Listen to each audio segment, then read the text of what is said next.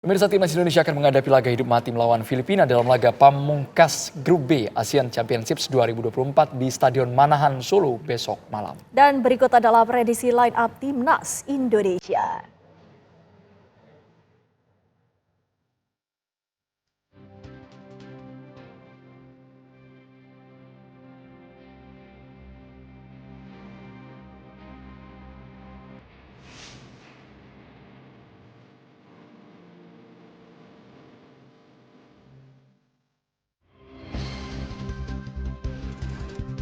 Timnas Indonesia akan menghadapi Filipina dalam laga krusial fase Grup B Asian Championships 2024. Pertandingan ini menjadi laga penentuan bagi skuad Garuda, apakah ke babak berikutnya atau kandas. Indonesia wajib menang jika ingin menjaga peluang lolos ke semifinal. Akankah tim asuhan Shin Tae-yong mampu meraih kemenangan melawan Filipina?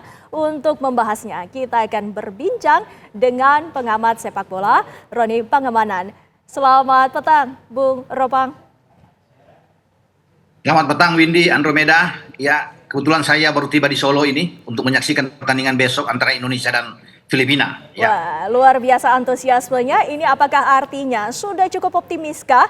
Karena kita ketahui timnas Indonesia di atas kertas, kita ada di atas awan ini bisa mengalahkan Filipina. Tapi kemungkinan bisa saja terjadi yang sebaliknya. Bagaimana pendapat Anda? Tidak boleh terlalu over confidence, ya, percaya diri terlalu berlebihan, karena Filipina juga datang dengan motivasi tinggi.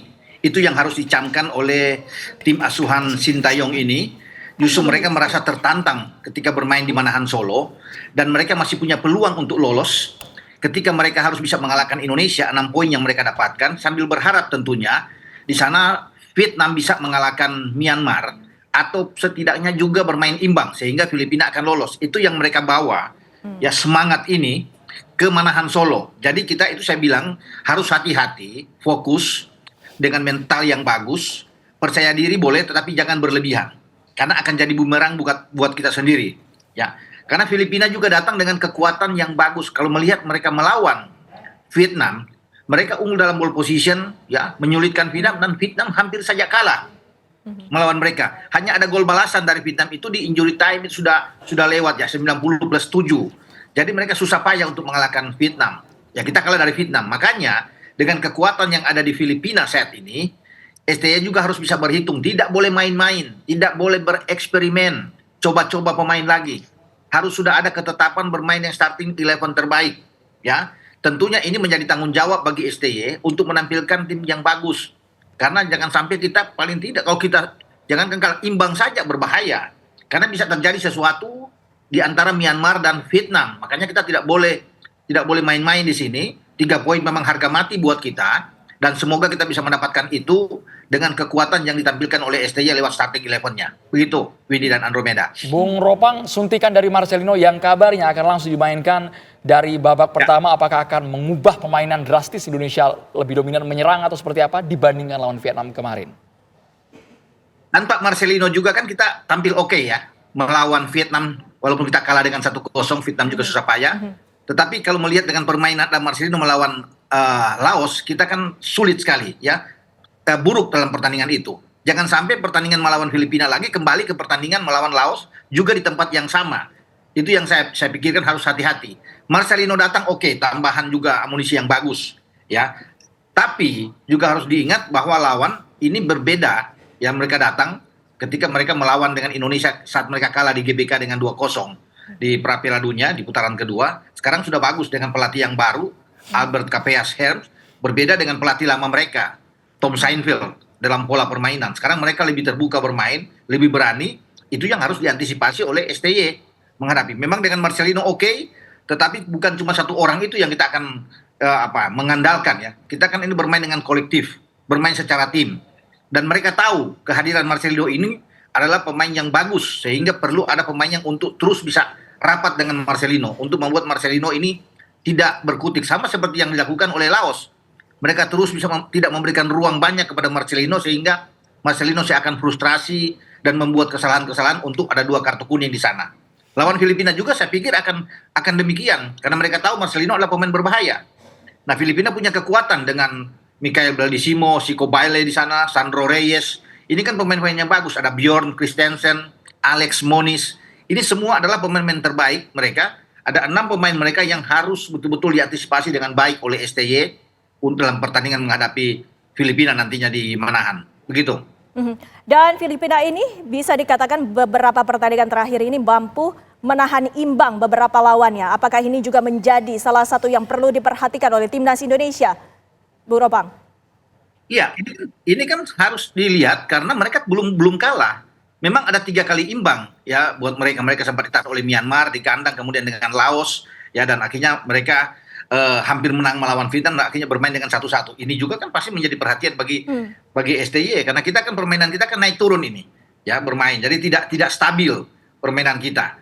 Nah, sementara Filipina dengan konsisten mereka bagus ya. Mereka sekarang menuntut mereka untuk bisa menang mendapatkan 3 poin ya. Sehingga Indonesia harus hati-hati. Tergantung respon STY bermain dengan pola apa. Pasti mungkin akan bermain dengan 3-4-3. Itu kan pola kesayangan dia. Tapi dalam 3-4-3 ini siapa pemain yang akan dia tampilkan? Jangan lagi sampai ada salah-salah karena kita butuh gol.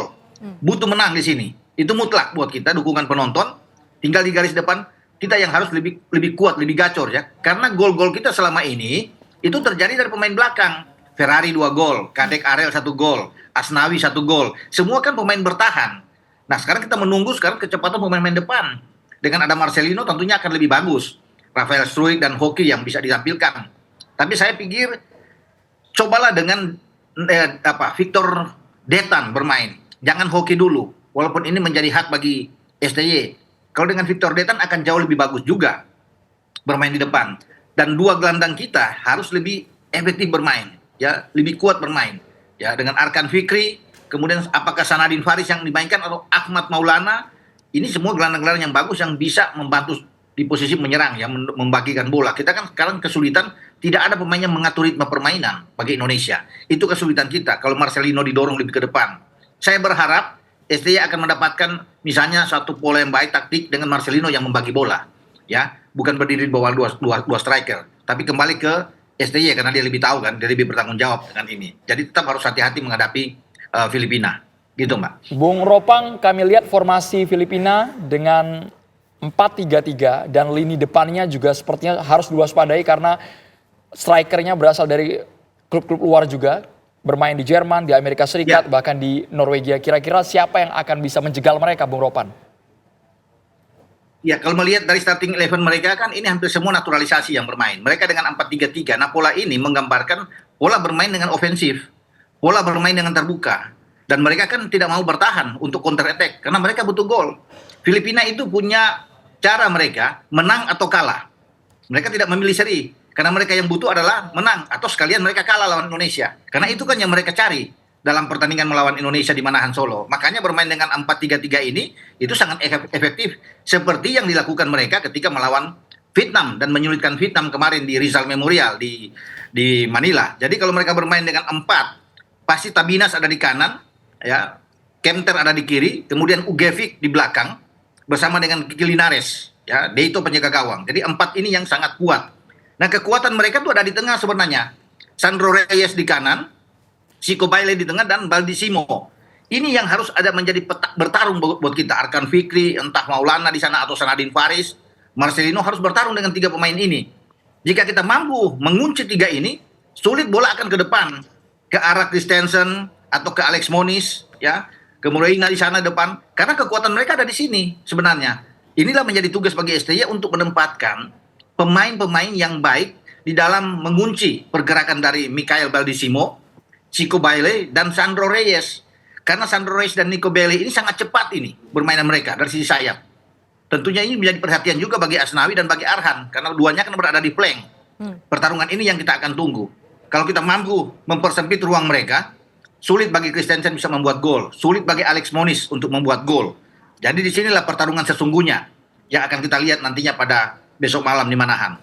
Gitu, Mbak. Bertanding di Stadion Manahan Solo di hadapan para supporter Indonesia ini juga bisa menjadi suatu kepercayaan diri tambahan bagi para pemain. Apakah ini juga menjadi salah satu penyemangat bagi timnas Indonesia, Bung Ropang?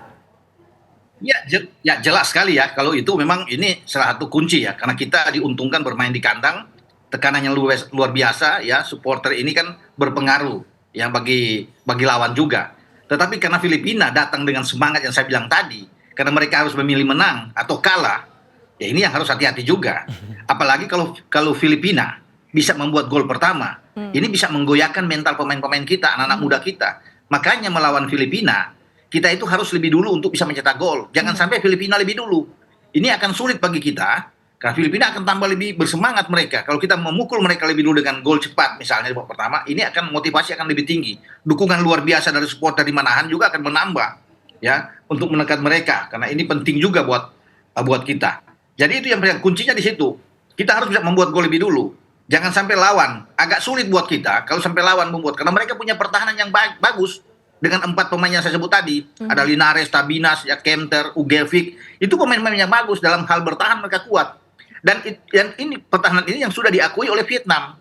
Kim Sang-sik, pelatih dari Vietnam, itu mengakui bahwa mereka sangat kuat di belakang. Ya, makanya saya bilang kalau kita bisa membuat gol enak buat kita, aman buat kita, begitu. Kalau Filipina agak bahaya tentunya, walaupun kita punya kesempatan untuk bisa membalas, begitu Mbak. Bung Ropang yang akan menonton langsung dari Stadion Manahan Solo, menurut Anda secara realistis, meskipun di atas kertas kita unggul, tapi berapa Bung skor yang akan didapatkan esok hari? Berasa peramal lagi. Tidak perlu terlalu ini ya. Kalau bicara dengan skor atau menang, saya pikir kita menang dengan 1-0, 2-0 itu cukup buat kita. Tapi kita tentunya juga harus bisa berharap bahwa di sana Vietnam bisa mengalahkan Myanmar ya, atau imbang. Dan saya pikir Vietnam tidak akan main-main, karena kemarin posisi kita itu ditolong juga oleh Vietnam. Kalau sampai Vietnam kalah kemarin, sulit bagi kita. Filipina ada di atas kita ketika datang ke Manahan. Mereka kan ada 5 poin, kita kan cuma 4. Untung mereka bisa dapat gol di injury time dan membuka peluang kita untuk dalam persaingan lolos ke semifinal. Kalau Vietnam kalah, bahaya kemarin. Makanya Vietnam akan berusaha juga mengalahkan Myanmar. Sehingga hitung-hitungannya mereka menjadi juara grup, terhindar melawan Thailand di babak semifinal, dan mereka menginginkan ke final. Indonesia yang nantinya kalau menang melawan Filipina, itu akan bertarung melawan Thailand sebagai juara grup A. Itu skenario yang bisa kita dapatkan nanti. Saya yakin kita masih bisa menang. Begitu, Andromeda. Baik, terima kasih Bung Ropang waktunya bersama kami di Kabar Petang. Selamat sore, Bung.